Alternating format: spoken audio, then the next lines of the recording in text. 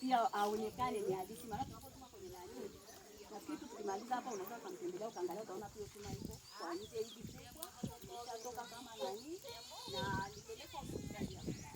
Lakini alipopelekwa hospitali ya wilaya wakamwambia aende kule alipokuwa.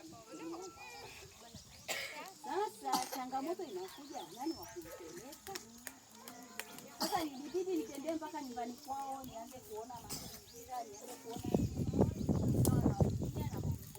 na maana sasa unajua kuna ile unasema mama sisi tunapenda sana zaidi ya sisi wenyewe.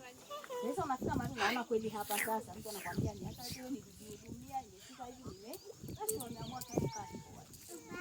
Na sasa hawezi tena kutembea, hawezi kutoka tena hapo na chuma. Kwa hiyo hilo ni la kubeba kwa maombi kwamba Mungu afungue milango ya kupatikana jinsi ya kuhudumiwa. Kwa kwani nilibeba mimi kama mzigo. Sasa naona kama huu mzigo naweza kuna mahali naweza nikateulia. Nitapata watu wa kubeba. Lakini nina changamoto nyingine. Kuna watoto wako wawili. Na mama yako Rema.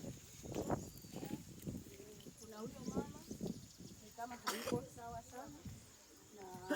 Na mume aya roho na kebasi alakuwa akajuzo wake bani sana nengai na amekuwa na changamoto nyingi. Alikuwa anaishi nyumba hajafaa, nikawa nimewashirikisha tu marafiki hivi baada tukamjengea mpaka kama hivi Mungu anakuwa huko